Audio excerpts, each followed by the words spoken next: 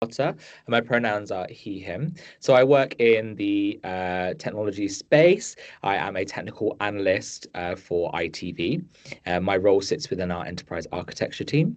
I work with AI technologies, but also software as a whole across a business. I also volunteer my time with an organization called Out and Tech, which is bringing queer and LGBTQ plus events to people in London who work in the tech industry. Thank you very much. Okay, and Harry. Hi, I'm Harry Muncy. Thanks for having me. My pronouns are they, them. I am Senior Director for Responsible AI and Data Science at Elsevier. For those of you who don't know, it's an academic publisher, information analytics business. And so we do solutions for researchers and healthcare professionals. AI is one of the technologies that we leverage, so it's really crucial that we do so in a thoughtful and responsible way, given the potential for negative impacts, including the types of harms we're talking about today. I'm queer and non-binary, so interested in how our community is impacted by AI, as well as how I can represent queer viewpoints in the work that I do at Elsevier. Thanks, Harry. And Dawn. Hi, everyone. Good morning. Thank you so much for having me here and for Harriet for pulling this together. My name is Dawn McCara-Hunter. My pronouns are she, her. I am the Programme Manager at the Scottish AI Alliance. So the Scottish AI Alliance is the body tasked with the delivery of Scotland's national AI strategy, which is a focus on kind of making Scotland a leader in trustworthy, ethical and inclusive AI. So I lead predominantly around our AI literacy and business support functions. And one of the main sort of kind of things that we look to embody is like inclusion across like all different communities and an understanding of the impact of not being inclusive in your sort of like AI adoption and development kind of journey. When I'm not doing that, I'm a PhD candidate at the University of the West of Scotland, where I look at the impact of AI on the LGBTQ community from a sort of kind of structural power perspective. So I'm kind of really interested in the kind of way that AI can shape the kind of way that we are like represented, but also the way that we might be able to engage with kind of emerging technology in order to sort of kind of have a sort of better representation and sort of advocacy for the community. So that is me. Fantastic. Thank you, Dawn. And Eleanor. Hi, I'm Eleanor Drage. Thanks very much for having me here today. I'm really looking forward to this. I am a senior researcher at an AI ethics unit at the University of Cambridge called the Centre for the Future of Intelligence. And I specialise in feminist, queer and anti-racist perspectives on AI. Thank you so much, everybody. I'm delighted to have you all here. And I think that leads us to our first topic of the session, which is generative AI. For those less familiar, can you briefly explain how generative AI works, particularly in the context of natural language processing and image generation? And I'm going to direct that at you, Alfie. Hi, yes, absolutely.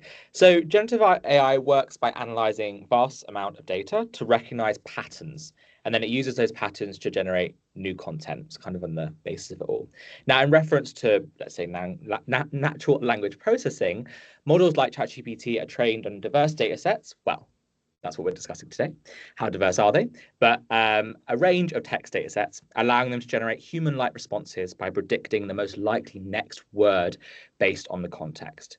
So I think a big thing to keep in mind is these models don't think for themselves. We've not got there yet. It's all about statistical probabilities about what the next word would be for the prompt that is given.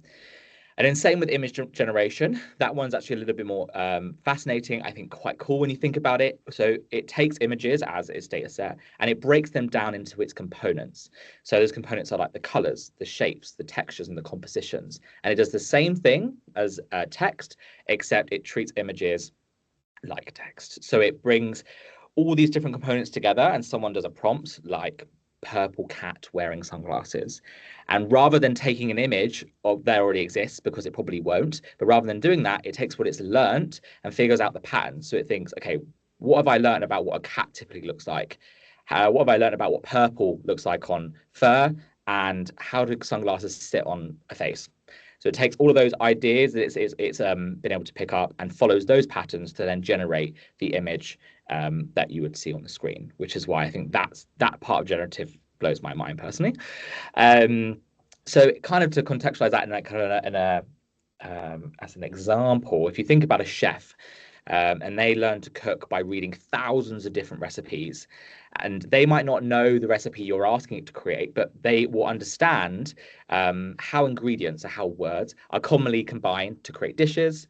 And when asked to make a new dish, it will think about the patterns of like, oh, well, this ingredient and this ingredient worked well together, so I'm going to predict that most likely is what I'm going to need to respond.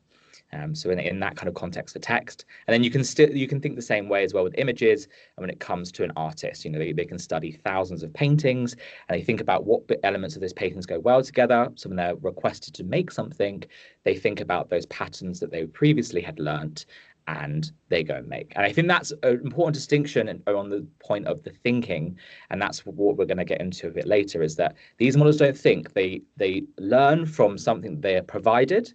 And from those learnings, they then create the output that we prompt for. So it's all about what goes into them. It impacts the output. So that's kind of an overview of generative AI. If there's any more questions, I'm sure we can answer them later on, but I hope that helps. Really great imagery there, Alfie. And that kind of leads us on to our next point, which is what role does training data play in shaping how AI represents different communities, including queer individuals? And I think I'll start with Harry. Thanks, Harriet. That's a great question and leads on really nicely from what Alfie was saying about how an AI learns about its context. So that is happening through the training data, which is absolutely critical. So the training data kind of is how the system learns about the world, its contexts, how to fulfill the tasks that it's designed to do. So if your training data is lacking representation of particular communities or identities, then the AI is going to lack awareness or understanding of those communities. And in the case of generative AI, how to create content representative of them. Similarly, if training data reflects biases, stereotypes, inaccuracies about communities, then its output is going to carry those through.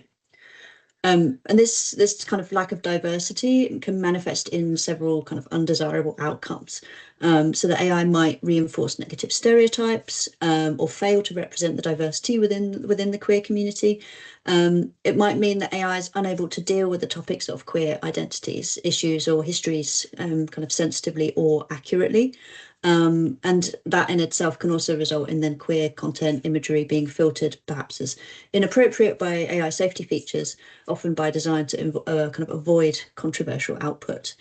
So as Alfie mentioned, those associations between kind of words, concepts, ideas, different types of images are learned from that training data. So if we don't have, so the training data is going to inform the model about the kinds of associations that we have with language and imagery that describes the queer community. And you mentioned negative stereotypes there, Harry. What are some of the most prevalent biases in generative AI when it comes to queer representation? Are there specific examples where AI-generated content has either kind of misrepresented or erased queer identities? And I'm happy for absolutely anyone to jump in on this. Yeah, so it's tricky because queerness can often be kind of maybe a less observable characteristic. So it's challenging to sort of quantify that representation or misrepresentation. A lot of the research around gender bias in AI-generated content is quite gender binary centric. But I mean, there's a lot of examples demonstrating problematic stereotypes around binary gender roles as a starting point. And then those issues don't kind of get better when we look at queer identities. Non-cisgender identities consistently misrepresented as maybe less human, more stereotyped and sexualized. And we see the types of like outdated LGBTQ plus stereotypes that were common maybe in mainstream media some years ago. So sort of, like gay men depicted as fashionable with killer abs and lesbians with tattoos and nose rings, hypersexualized images of trans women, a tendency to default to binary genders, and and some articles I found sort of maybe more anecdotally, general abundance of purple hair, for example. There's also the kind of whitewashing and lack of intersectionality, which are important issues. In text, so we're seeing problems around misgendering. Gender neutral pronouns can even be associated with sort of worse performance of the AI model. And like this is all pretty disappointing, but it's not necessarily surprising given what we've talked about with the training data. Queerness is usually also kind of associated with challenging traditional societal ideas, maybe norms of gender and sexuality. So if those kind of dominant identities are the default for informing how our AI systems learn about spectrums and concepts of gender and sexuality, then those AI systems are really going to struggle to represent queerness in an accurate way. And I saw you kind of nodding along there, Dawn. Would you like to add and jump in? Yeah, yeah, absolutely. Yeah, just as Harry had said, like there's the abundance of purple hair was covered in a Wired article from last year, and it really does kind of evoke a particular type of queer person from maybe like 15 years ago, 10, 15 years ago. Really one of the things that we tend to see is that unless there is like specific instruction to include a broader range of characteristics, be that ethnicity, be that nationality, be that disability, for example, then there does tend to be in image generation a sort of like default, like reverting to white, to cis, to able-bodied, without taking in like the kind of full spectrum of queer identities and queer representation. And I think as well, one of the things that we can see as a compounding factor when it comes to like stereotyping and kind of generative AI outputs is when we kind of combine it with like those intersectional identities as well. So, for example, utilizing kind of Gen AI stuff to try and like create representative and diverse images without using a representative or diverse team to be able to do that is just going to really kind of like create this feedback loop of kind of a really homogenous kind of representation of the culture. And I think it's also quite important as well to point out that like while a lot of these kind of stereotypes or depictions might seem relatively harmless, I say as a white, able-bodied, cisgendered woman, they actually like feed into bigger narratives around infantilization of the queer community, othering of the queer community, racial or kind of gender homogeneity of the queer community, or hyper or desexualization as well, which are all ultimately quite harmful, overarching kind of narratives that we kind of struggle with on a regular basis. So we can have a little giggle about, yeah, it's purple hair, and I had purple hair before. I know, like, I mean, there's a little modicum of truth in there, but it actually kind of like it feeds into like bigger, more structural challenges for the queer community.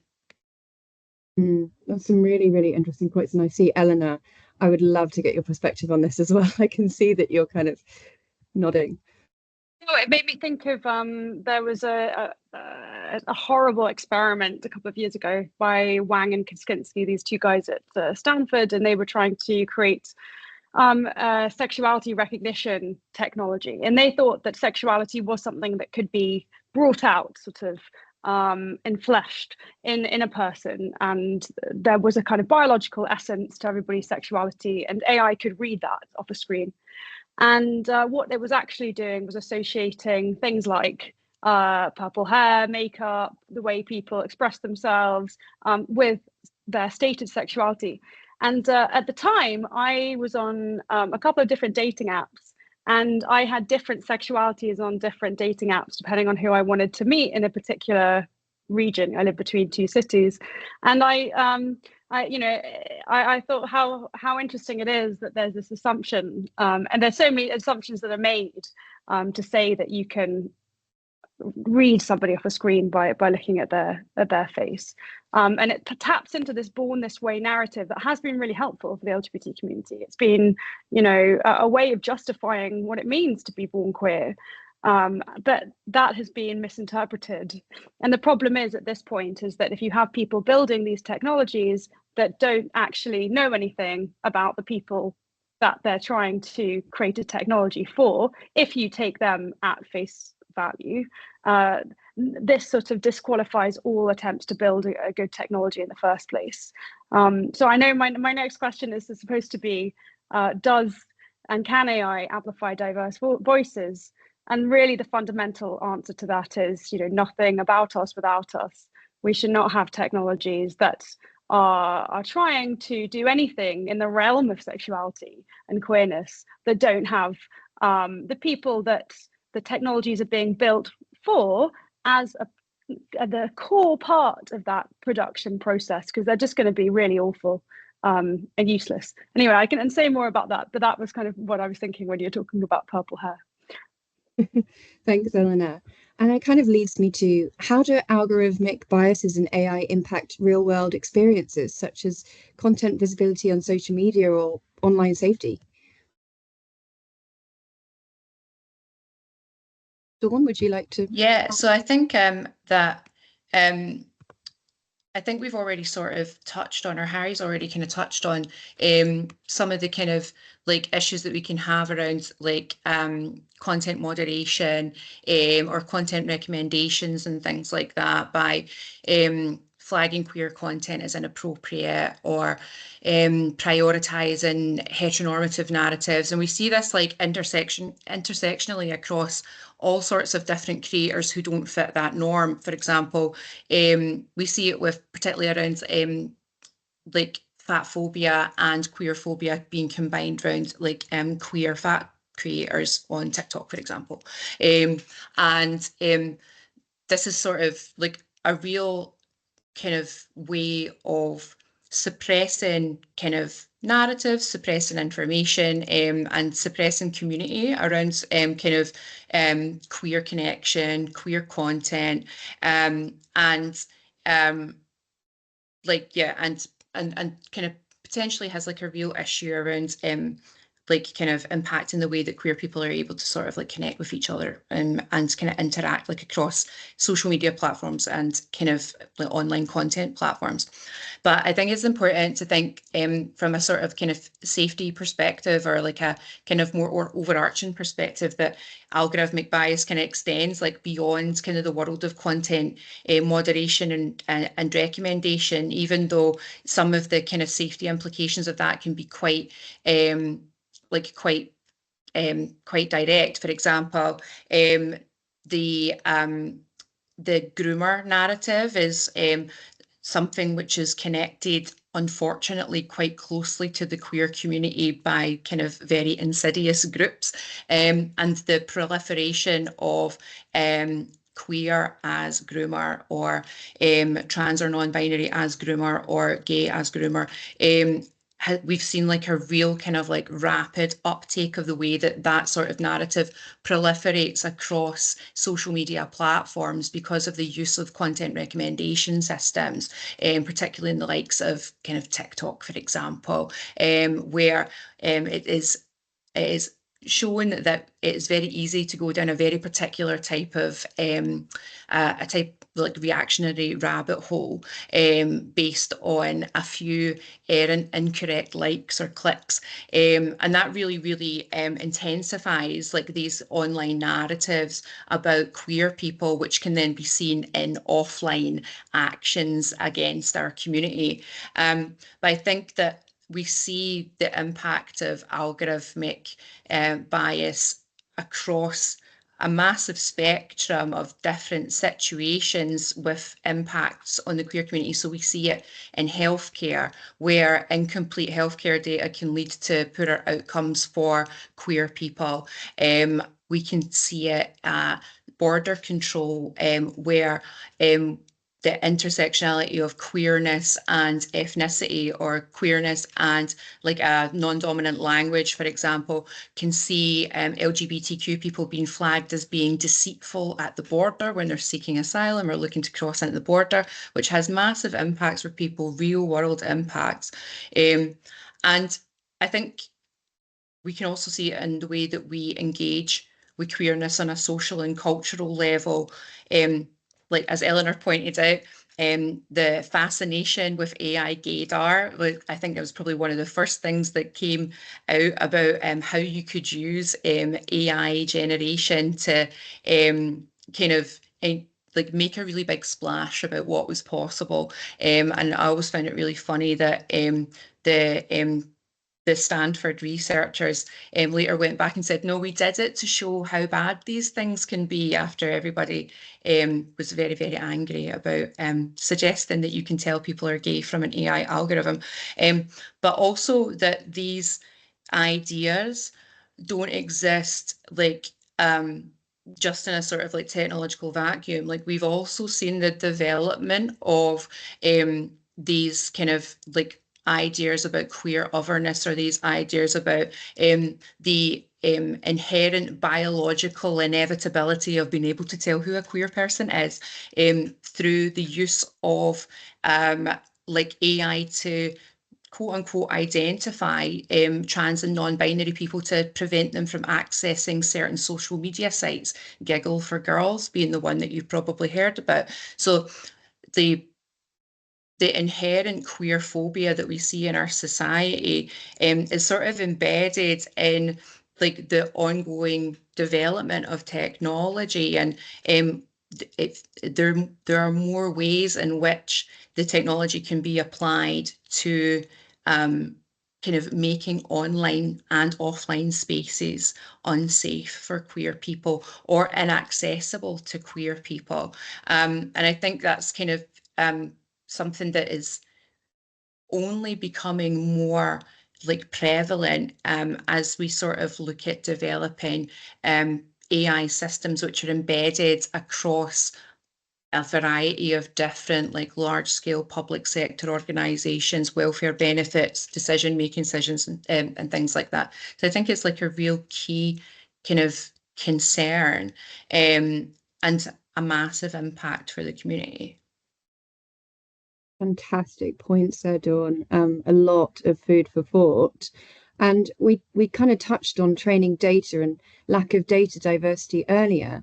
And looking at future directions, what practical steps can be taken to make AI generated content more inclusive and representative of queer identities? And Alfie, I'm going to go with you there. Hello. Yes, it's interesting because we all have different expertise here in different areas, but someone with current industry at the moment, I think, as always, it's about getting the representation in the room, working on the technology is the first of the easier steps, is making sure that the people are involved in the discussion, in the creation of these products and of these models. And I think that's always been the problem with diversity, with trying to get diversity in anything within the technology industry. So something that I do within like our volunteer groups is trying to bring people together and creating those networks so that those conversations can be had about, how did you even get into the realm of AI? Because the thing with AI, there's so many complexities to it. There's so many different elements that actually there is quite a barrier to entry because people don't know where to start. And if then the people don't know where to start, then they're not going to get involved. So I think in corporate organizations, they have a responsibility to ensure they're offering training and development for people that want to get into that space. And then once they're in that space, then they can be the ones to shape the guidelines and be there to ask the correct questions about this, about any discrepancies in training data and such. So I guess maybe not the most revolutionary suggestion, but it is getting people in the room and helping those who, if you are in the position where you are making an impact, bringing others with you is definitely a big part. And that kind of goes for anything within at least the technology space, I can say. Yeah. And I'd ask as well, what role should policymakers and tech companies play in addressing AI bias against marginalized communities? And Harry, I'll go with you with that. Yeah, I mean, that's a great question. And I think policymakers have a really important role to play in incentivizing tech companies to kind of do better in leveling up their approach to AI bias. I mean, we're already seeing a lot of legislation introduced, maybe more around sort of non-discrimination for like automated or algorithmic decision making.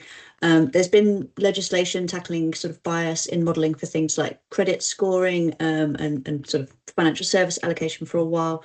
But these measures are typically sort of focused more around those sort of allocative or allocation harms. So whether or not somebody gets access to a service or opportunity, and maybe less about the types of representational harms that we're talking about that are a bigger negative consequence for AI. And I think there's definitely more that tech companies can be doing in this space. Like better understanding the limitations of the training data, how can we increase the diversity of data sources? How can we support, encourage tech companies to make more of an effort to sort of practice that like participatory design process around the algorithms, increasing diversity in the development teams, as Alfie mentioned. And kind of sort of looking at the possible technical solutions. How do we embed ethical policies into training and AI training and optimization, especially where we know training data's got blind spots or limitations? How do we develop AI that might better deal with kind of context or data that it hasn't encountered before, deal with topics that it knows little about in a sensitive manner, without resorting to kind of censorship through content filters? I mean, this isn't a problem that's going to go away, and it's also one that's not going to it's not just impacting the queer community. Like the way our language, our imagery, our societal values that we're trying to embed in these algorithms change and drift over time. And so maybe we need to shift our expectations from thinking that we can have a kind of general purpose generative AI model that can accomplish every type of task for us, to understanding kind of what type of AI train on what type of data and what type of behavior is most appropriate for a given context. Fantastic points there, Harry. And Eleanor, I'd really like to get your perspective on this as well. Well, there's been some really great points that have been made. I think what I would add to this is that we could even dig, deeper to the fundamentals. I was with an amazing philosopher called Wendy Chun last week at a great conference on the humanities and AI, and trying to bring the humanities to bear in AI. For me, that's about bringing queer theory into the way that we create AI in the first place. And Wendy was saying that reinforcement learning, which is all about the carrot and the stick, saying, to the system, you got this wrong, this is what you should do instead, reward and punishment. How can we actually introduce some less sadistic ways of making an AI system learn? So how can we, for example, bring the education faculty that I collaborate with a lot, who take pedagogy really seriously, and say, what is learning to you? And actually, how can we teach AI to learn in different kinds of ways? So you can use really interesting philosophies and theories to actually build new kinds of systems. And I'm really encouraged by the collaborations that we saw last week that are trying to do that. I have this podcast called The Good Robot, and we've interviewed a lot of queer theorists who have been talking about not just making AI better at recognizing queer bodies, but making bodies better at evading recognition. How can we introduce ambiguity and doubt into these systems? How can we respect the body's right not to be fully knowable and to change? When Kerry and I spoke to Jack Halberstam quite a few years ago about this, I was thinking about this amazing book I just read by Omasek and Natasha Tinsley called Azili's Mirrors. And in it, sexuality is extremely evasive and speaks through different voices. And these are really sort of beautiful and important ways of thinking about what it means for an AI system to interact with a body. So when Halberstam had that situation in the airport, where he was asked to go through the TSA terminal, and they pressed the blue or the pink button, depending on whether they thought the body was a blue body or a pink body. And, you know, why are we being asked these questions of our gender anyway and our sexuality? These are just disciplinary mechanisms. So I think we need to fundamentally contest the way that gender is being used in these systems in the first place, but also use queer ideas to foreground the ambiguity and doubt that's really there at the core of what it means to be a human navigating through life. Thank you, Eleanor. That was like quite amazing. And I'd finally like to ask, how can everyone push for more equitable AI systems and not just the queer community? And Dawn, I'm going to ask you that question. Thanks, Harriet. I think coming from a like a government AI strategy perspective, I think that at the policy level, at the governmental level, there really needs to be more sort of active participation, like and invited participation from the queer community around policy discussions and policy development around AI.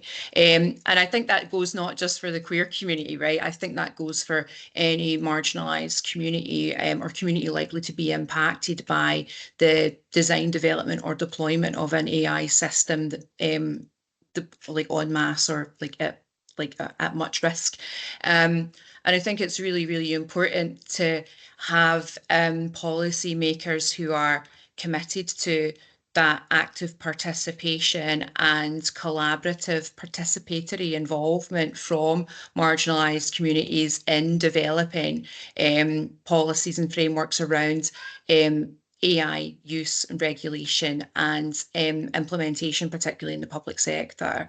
I think that what we are seeing a lot of just now is a focus on AI solutionism in the sort of policy space and in the governmental space and techno solutionism, and taking a sort of technology first approach to AI implementation rather than a sort of like a kind of problem first approach to AI implementation. And I feel like having more kind of direct sort of involvement from like various communities and community advocates in that policy space, but having the policymakers who are aware in the first place to even be able to know to have those conversations, I think is really, really important.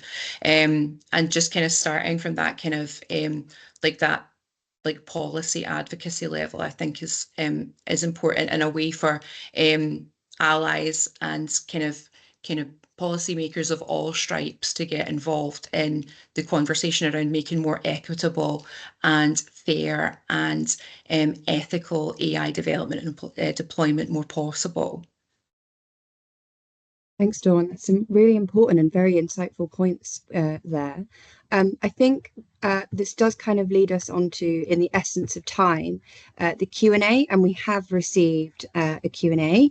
So I'd like to ask you, is this an issue that creators of LLMs are aware of but unwilling to act upon, or does a degree of education and awareness raising come first? And who would like to tackle that question?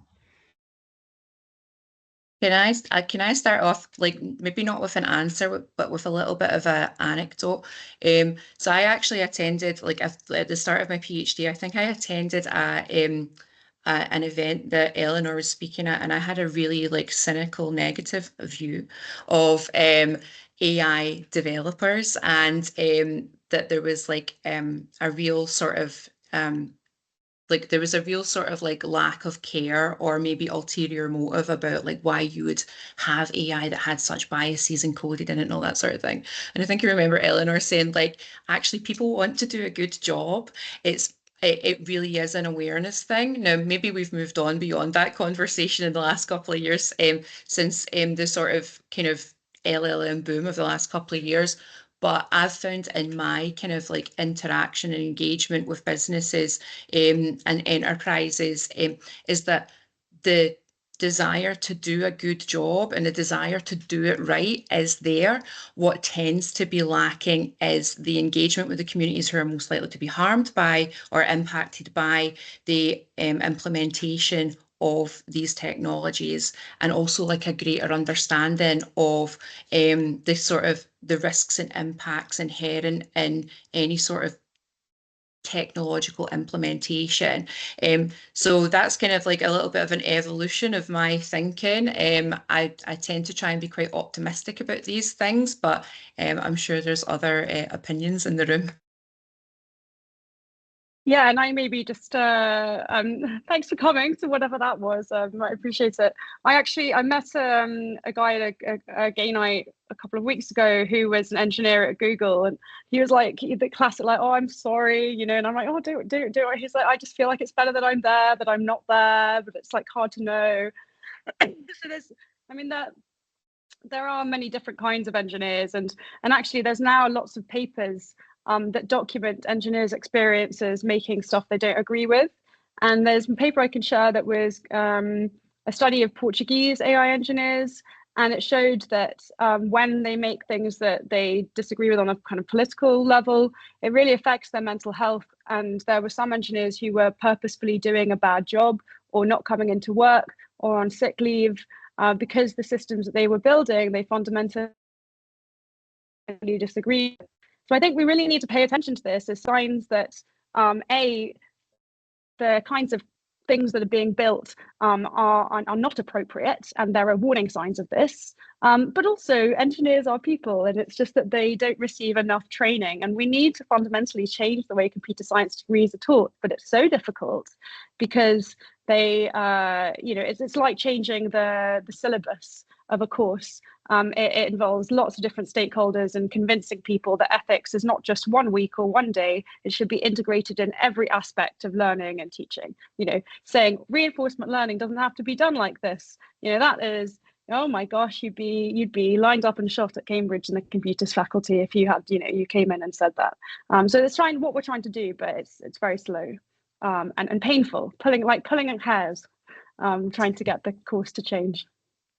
Thanks, Eleanor. And building off that, we have just had another question come through, which is, what role do you see educational institutions playing in educating people on AI bias? Have you seen any good practice?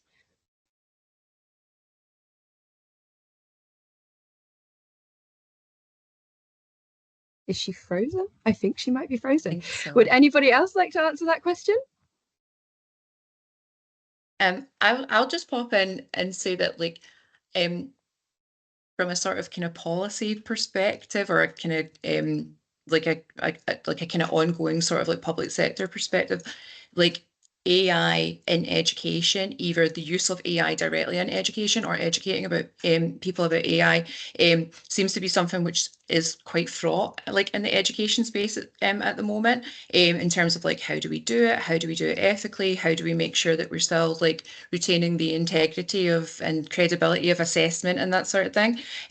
But from what I've seen, and I'm based in the University of Edinburgh, is like there is a really, really big push to educate staff, students, stakeholders, suppliers around that ethical use of AI, and around having a really good grounded understanding of what it means to engage with AI in a sort of kind of ethical way. And one of the things that I do at the Scottish AI Alliance is I lead on our public AI literacy programme, which is called Living with AI. We plug there, and it's about taking AI literacy as a very, very basic foundation, and making sure that ethics is sort of like really, really embedded in that. It's not about having a technical foundation in AI, it's about having an ethical, social, and cultural understanding of the impact of AI, from which you can go ahead and start building more skills, whether that be in like the critique and understanding of AI and its impacts, or whether that be like technically. And I think having a real drive and an impetus to really focus on AI literacy and embed AI literacy along with digital literacy, data literacy, media literacy, I think is really, really important to actually meaningfully start having conversations around education. Because I've been thinking recently, we don't expect people to start secondary school or college or work without being able to read, but we're expecting people to jump into the world of data and AI without having a basic level of data, digital and AI literacy. So I think it's really, really important that we kind of get that right, and kind of support a foundational sort of like baseline understanding of literacy, not just in AI literacy, but like I said, I think media literacy is really important and connected to AI literacy, and also that digital and data literacy as well. Thank you, Dawn.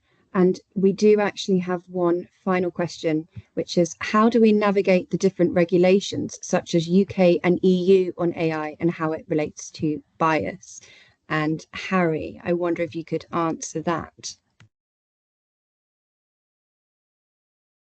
Yeah, that's an interesting question. I'm not sure quite what the asker is getting at. So in terms of sort of users of AI, or as an AI developer, how we deal with the kind of fragmented global landscape. I mean, just kind of for a bit of context, there are different regulators in different jurisdictions taking different approaches to AI regulation. Some are sort of like hanging back, waiting to see. There's other ones. So, for example, the EU is sort of leading the way with really comprehensive regulation in the form of the EU AI Act, and then in the UK, a different approach again, and also so as a global organization, part of my role at Elsevier is understanding how these different landscapes implement the way in which we develop AI. But most of the legislation is designed to kind of uphold sort of common principles. So these principles of bias, fairness, transparency, accountability, oversight, with kind of differences in terms of the sort of nuts and bolts of the implementation. We're sort of at a point now where so the EU AI Act, for example, is in effect, but we're still figuring out sort of what that looks like from an implementation perspective, and there's still work underway to develop those kind of standards for how bias mitigation looks from a compliance perspective. So I think this is a space that's very much in flux, and it's methodology, standards, protocols, and things that are still kind of an open discussion as to how those should be implemented in practice and how the different regulatory bodies enforce that as well. And can I just quickly jump in? Yeah, I'm totally there with Harry. I have just built this tool called Heat with an AI company, and it's a pro-justice approach to implementing the EU AI Act in AI companies. And what we've done is we've taken ideas from feminist, anti-racist, and queer and disability theory, and we have brought the EU's principles to life. And this is not just about diversity, it's about the ideation stage at the beginning where you think, hang on, do we need AI for this? Is AI the right job, the right tool for the job? What are we actually trying to achieve here? So it goes all the way from the bottom, all the way through data management, thinking about how to do that in the most pro-justice way possible.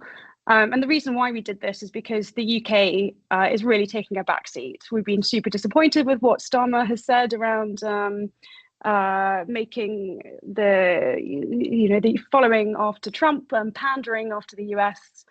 Even the action plan really lacks all that language around diversity that the US is just knocking off at the moment. So the EU has been thinking about diversity, inclusion, representation for a really long time. They tend to take a much more stringent approach, and has been really pioneering childcare, paternity leave.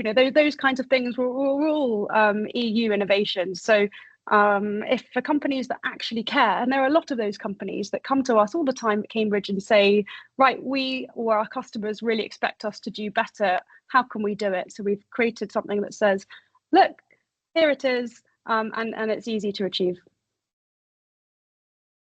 Thank you so much, Ellen. And thank you to our attendees for asking such interesting questions. In just from a time aspect, we are going to move on to our closing remarks. So I will be asking each of the panel, in a sentence or less, what's one thing you would like attendees to take away from this panel? And I think we shall start with you, Alfie. Yes.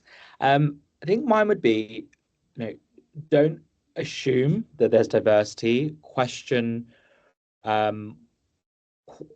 what data is being used to train the models that you use. There are a lot of companies out there. There are many that are good. There are many that are questionable. I think ask the questions and do your research. Great, thank you, Alfie. And Harry. I mean, I think follows on from what Alfie's were. So learning about this issue, talking about it, a great start, helping to increase awareness. If you're a regular user of generative AI, bear in mind these sort of limitations when you're using it to create content. Like, what are the stereotypes that might be showing up in what you're creating, and how can you kind of help combat those, either through how you use a particular tool or making maybe a more informed choice, as Alfie said, about like which companies are kind of committed to providing an actually sort of inclusive, equitable AI product. Yeah, great. Fantastic point, Harry. And Dawn? Yeah, I think I would just say that